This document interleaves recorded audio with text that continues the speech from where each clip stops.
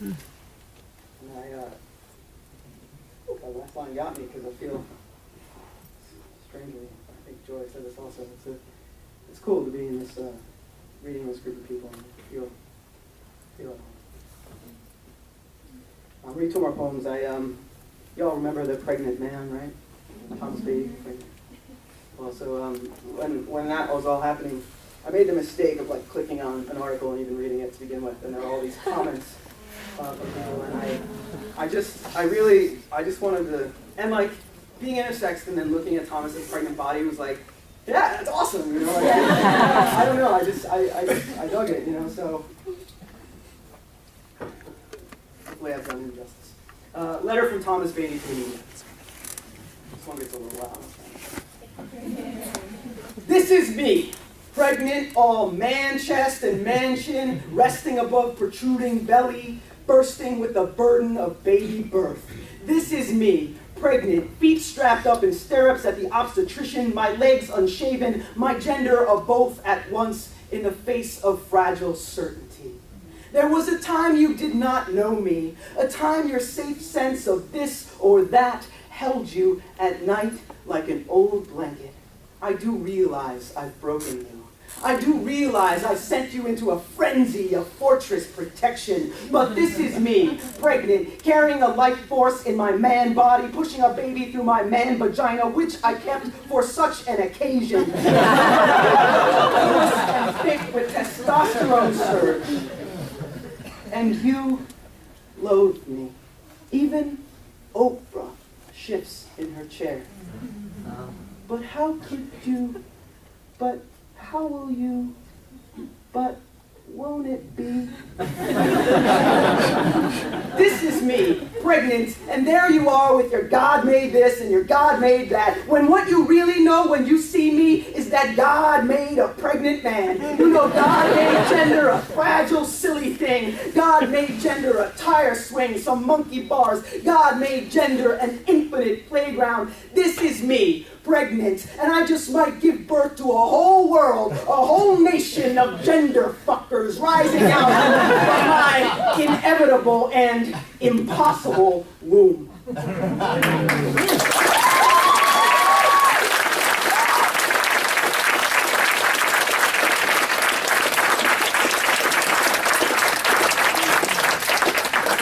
man, I should have read that one last.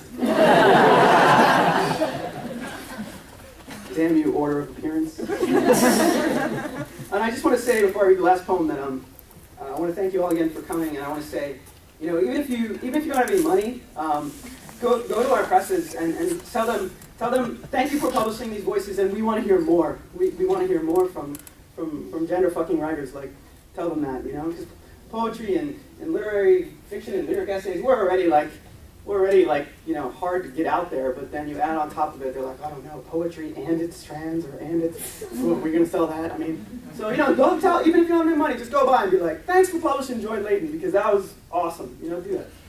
Do it. You know where to go. You know where to find us. You got a card. You know where to find us. I recently moved to Nebraska, and, yeah.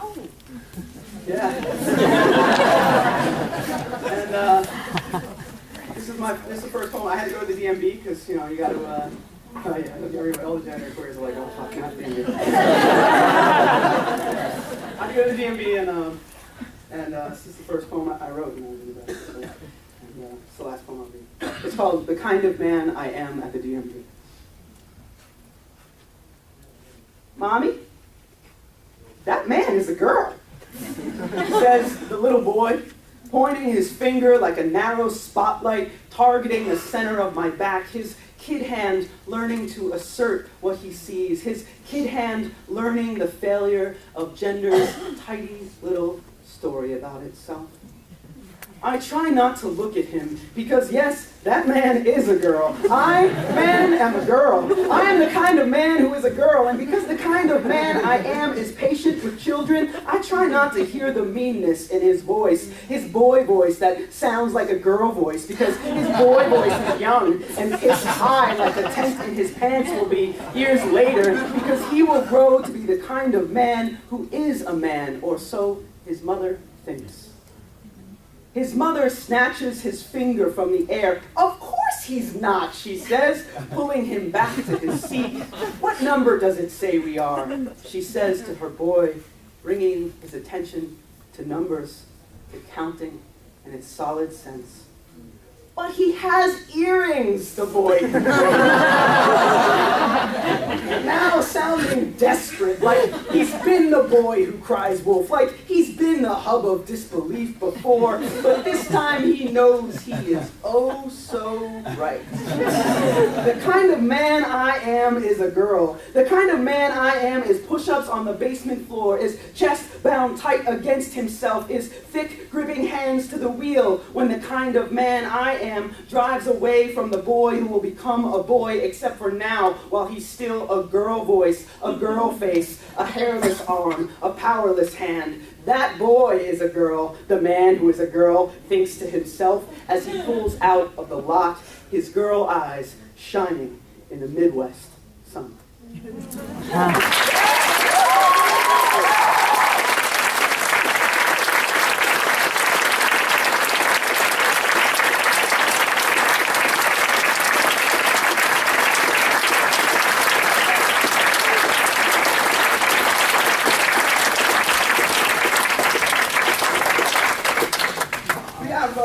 We have about 8 minutes or so, and so we'd be happy to answer questions if you feel comments. If you'd like to. Could you say the names of the publishers? There are several, I believe. Barrow Street is where you can find Eli's book. Checks, press release, they're D23 next to Omnidome over there. D23 for Sam's books, and then University of Wisconsin Press, and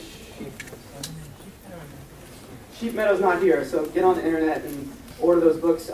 My books are at Main Street Rag and Tupelo Press, and also that Thomas Beatty poem is in the newest issue of Bloom, so if you would like to pick a copy of that, support them as well. Can I add University of Nebraska Press published me? Yes. University of Nebraska Press. Yeah, Nebraska. Hey, all right. Yes. And we're editing an anthology of trans and genderqueer poetry. Which all of these folks are going to be on. Yeah. That's Trace Peterson and Tissy Toller. Yeah, Oh, and TCA, we've been Hey! yeah. And that's EOG, which is spelled EOAGH, but it's a made-up word. And when's it coming out? In the fall. In the fall, so keep a lookout for that. Any other comments, questions? Yes. Well, first I want to thank you for this presentation. Yours are voices that we all need to hear, so thank you for that.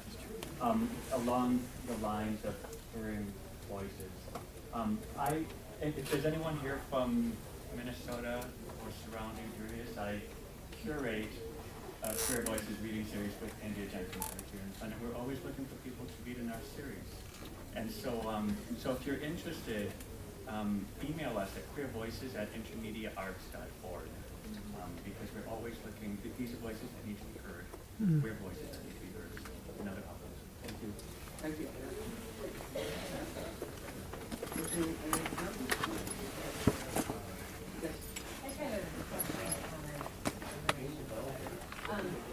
I thought that a lot of you were talking about this, and it made me think about how no one has a way to separate body from self. And I was wondering if you could speak to that as a struggle or a great thing or anything of that complexity in your own work. Students that you can talk about. I think it's my choice to make everything. One of the many things that makes me weird is I'm religious, so soul means something to me. But we have, academia is not my portion of academia, but other portions of academia are pretty secular, and the language is fairly secular. But people get very religious when they talk to me, and they say, I have a woman's soul trapped in a man's body. And suddenly everybody believes in the soul for exactly that reason, because that is the traditional word that our culture has to distinguish the body, which changes and dies, from a sense of ourselves that is beyond that which changes and dies.